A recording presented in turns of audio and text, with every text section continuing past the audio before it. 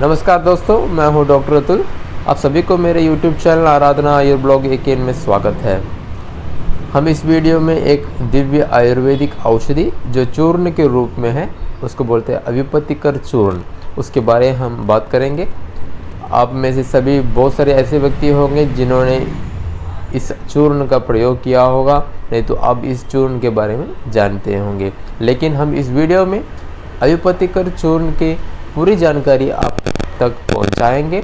हम देखेंगे अविपतिकर चूर्ण होता क्या है और उसके कौन कौन से मिलावट होते हैं, उसके इंग्रेडिएंट्स क्या क्या होते हैं, उसके फ़ायदे क्या क्या होते हैं और कैसे हमको उसका प्रयोग करना चाहिए, कौन कौन से रोग में उसका प्रयोग करना चाहिए, कौन कौन से अवस्थाओं में उसका प्रयोग करना चाहिए, उसकी मात्रा क्या है और किन किन व्यक्तियों को इस चूर्ण से लाभ मिलेगा और कौन कौन ऐसे व्यक्ति होते हैं जिनको इसका प्रयोग नहीं करना चाहिए।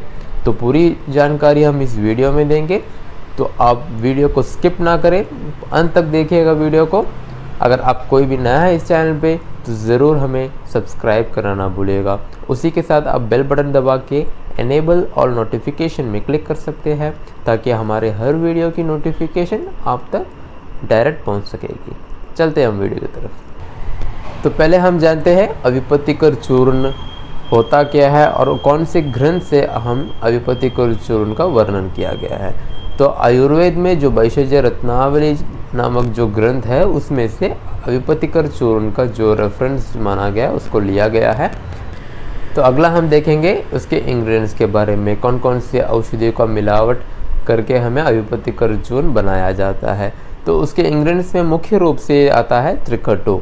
त्रिकटु क्या है? पिपली, मरीच और शुंठी जो होती है, उन तीनों का मिलावट को हम त्रिकटु बोलते हैं।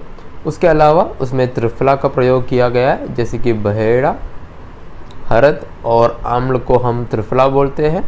और इसके अलावा उसमें निशोध का प्रयोग किया गया है और मिश्री, लवंग जो लौंग होता है उसका भी प्रयोग किया गया है और अन्य थोड़े औषधि है जिसका मिलावट इसमें अविपतिकर चूर्ण में किया गया है।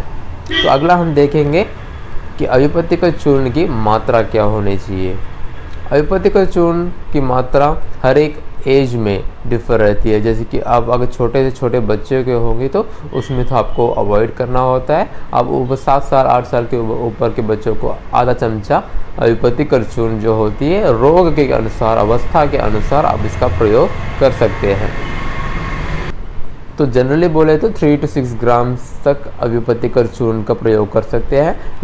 लेकिन ये जो डोज की जो मात्रा है हर एक आपके कंडीशन में, आपके रोग के अनुसार आपके आयुर्वेदिक डॉक्टर जो भी आप कंसल्ट करोगे वो आपको निर्णय करेंगे आपकी मात्रा क्या होनी चाहिए, क्योंकि एक एक अवस्था में हम इसका प्रयोग और इसके डोज में बदलाव लेके आते हैं और उसके जो अनुपान होते हैं उसमें भी बदलाव आते हैं। तो डोज के बारे में ये थे।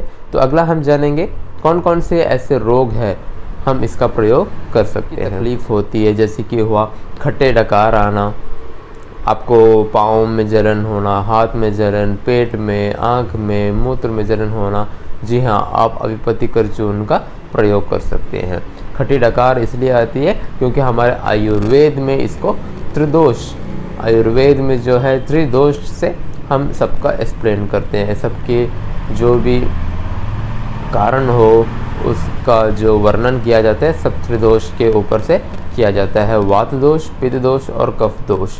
तो जब आपके शरीर में पित्त दोष जो होते हैं उसकी वृद्धि होती है, पित्त दोष में जब बढ़ावट आती है ना, तो उसके जो नॉर्मल जो लेवल होता है उससे अगर जब उधर उधर बढ़ जाता है, कम हो जाता है, तो उसको क्या बोलते हैं, पित्त दोष से हम इसको रिलेट करते हैं। तो पित्त दोष की जब वृद्धि होती है हमारे शरीर में, तो हमारे शरीर में जब भी पित्त दोष की जो वृद्धि होती है तब हमारे जो द्रवत्व होती है, जो पित्त दोष की द्रवत्व के जो गुण होते हैं हमारे शरीर में, जो भी खाना खाते हैं वो अपचित रहता है, उतना सही से पचता नहीं है, आम दोष पैदा होती है। और जब द्रवत्व, पित्त की जो द्रवत्व बढ़ती है तो वो जो अपचित अन्न और जो खट्टा जो आम्ल जैसा आपको टेस्ट आता है वो हमारे कंठ प्रदेश में आता है तो हमें खट्टी डकार आती है। उसी के साथ हमें जलन होती है, इधर जलन होती है, छाती में हो जलन होती है, पेट में जलन होती है, पेशाब में जलन होती है, ऐसे ही आंख पाँव हर जगह जलन होती है। तो हमारे शरीर में जब भी पित्त दोष की जब बढ़ावट होती है उससे हमें ये सब लक्षण पैदा होते हैं। तो हम एक काम कर सकते हैं कि जो अभिपत्तिकर चूर्ण है वो 3 से 6 ग्राम, आधा चमचा नहीं तो 1 चमचा हम सुबह और शाम को ले सकते हैं। और कोई व्यक्ति ऐसे भी होते हैं जिनको पेट साफ नहीं रहता है, कब्ज़ की परेशानी होती है, पेट में कब्ज़ पैदा होती है, नहीं तो पेट में गैस की बढ़ावट होती है। तो हमारे आयुर्वेद में ऐसा बताया गया है कि हर एक रोग जो भी आयुर्वेद के ग्रंथों में उसका वर्णन किया गया है, हर एक रोग का जो मुख्य कारण है तो मूल कारण जो है वो अग्निमांद्य है। जो भी हम खाना खाते हैं वो जब सही से नहीं पचता है, जब वो सही से पचता नहीं है, जैसे कि अग्निमांद्य के कारण हो, जब हमारे शरीर में जब से जठराग्नि होती है वो मंद अवस्था में होती है तो हमारा खाने का सही से पचन नहीं होता। तो जब अगर अग्निमांद्य जो हमारे शरीर में जो अग्नि होती है, जो जठराग्नि होती है, अगर सही रूप से प्रवर्त करती है, सही रूप से वो वर्क करता है, तब क्या होता है कि हमारे शरीर में जो भी खाना हम खाते हैं वो सही से पचता है। जब भी उस अग्नि को कोई भी परेशानी होती है, अग्नि अगर मंदावस्था में हो जाती है, तब हमारे जो भी खाना होते हैं वो सही से पचता नहीं है और वो एकदम इकट्ठा हमारे पेट में, हमारे शरीर में बना पड़ता है, उसका सही से पचन नहीं होता है और थोड़ी देर के बाद वो आमावस्था में आ जाती है, उसको सही से पचता नहीं है और उधर आम पैदा होती है।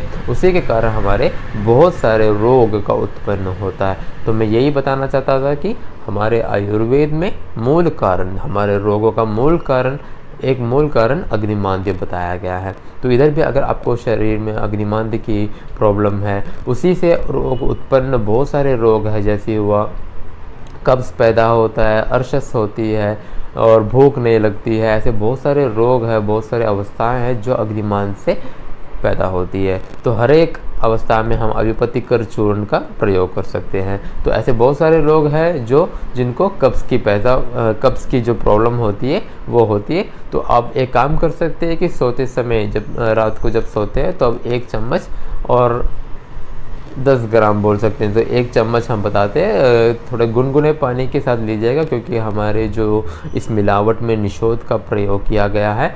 तो आप सही रूप से अगर मात्रा नहीं यूज़ करते, नहीं तो अगर आप गलत मात्रा से इसका प्रयोग करते हैं तो आपको इससे हानिकारक भी हो सकता है। तो आप सही रूप से इसका प्रयोग कीजिएगा, एक आयुर्वेदिक डॉक्टर की सलाह के ऊपर ही इसका प्रयोग कीजिएगा। इसमें निषोध नामक जो इंग्रेडिएंट है उसका प्रयोग किया गया है।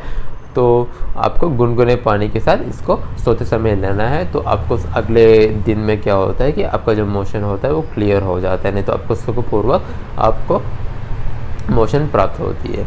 तो आपको इसमें कब्ज़ से भी आराम मिलता है और जो आम्ल पित्त की कंडीशन जो मैंने बताया था उससे भी प्रयोग आप कर सकते हैं। और आपको अगर हाथ में जलन होती है, पैरों में जलन होती है, तो भी आप इसका प्रयोग एकदम कम मात्रा में 2 बार आप इसका प्रयोग कर सकते हैं गुनगुने पानी में मिला के। तो ये जो अभिपत्तिकर चूर्ण है वो एक माइल्ड लैक्सेटिव के रूप से इसका ये काम करती है। तो आप अगर छोटे रूप से इसका प्रयोग करोगे तो उसको हमें अलग प्रयोग हम बताते हैं, और अगर आप 1 चम्मच सोते समय लेते हो तो वो एक माइल्ड लैक्सेटिव का काम भी करता है। अगला हम देखते हैं किन किन को इसका प्रयोग नहीं करना चाहिए। तो छोटे से छोटे जो बच्चे होते हैं उनमें इसका प्रयोग ना कीजिएगा, और जो भी प्रेग्नेंट लेडीज़ होते हैं, जो प्रेग्नेंट लेडीज़ है वो भी आप इस जो मेडिसिन का प्रयोग ना कीजिएगा। और उसी के साथ जो भी पित्त प्रकृति जो भी लोग होते हैं, जिन लोगों का जो प्रकृति पित्त जो होता है उसमें भी आप ये जो अभिपत्तिकर चूर्ण का प्रयोग ना कीजिएगा। तो मैं बस ये इतना ही कहना चाहता था अभिपत्तिकर चूर्ण के बारे में। एक दिव्य औषधि है, मुख्य रूप से आयुर्वेद में इसको दिव्य औषधि माना गया है, और बहुत सी आसान जो हमें इधर उधर से मिल जाती है वैसे इंग्रेडिएंट्स इसका प्रयोग किया गया, जैसे कि त्रिफला त्रिकटु बोल के हमें हर जगह ये जो त्रिफला हो त्रिकटु हो हमको प्राप्त होती है। बहुत ही सरल औषधि है, बहुत सी दिव्य औषधि है, और उसके जो अनगिनत फ़ायदे हैं उसमें से 3-4 मैंने बताया, जैसे कि हुआ कब्ज से आपको मुक्ति प्राप्त होती है। उसी के साथ जो पित्त जो दोष के कारण आपको कौन कौन से जो व्याधि होते हैं, आम्ल पित्त की कंडीशन है, भूख न लगता है, अग्निमांद्य की कंडीशन हो, जलन होती है, उन सब से आपको मुक्ति प्राप्त हो सकती है। अगर आपको ये वीडियो अच्छा लगा हो तो आप अपने दोस्तों के साथ शेयर कीजिएगा और हमें सब्सक्राइब करना ना भूलिएगा। अगले वीडियो में हम एक नया टॉपिक लेके आएंगे। तब तक धन्यवाद।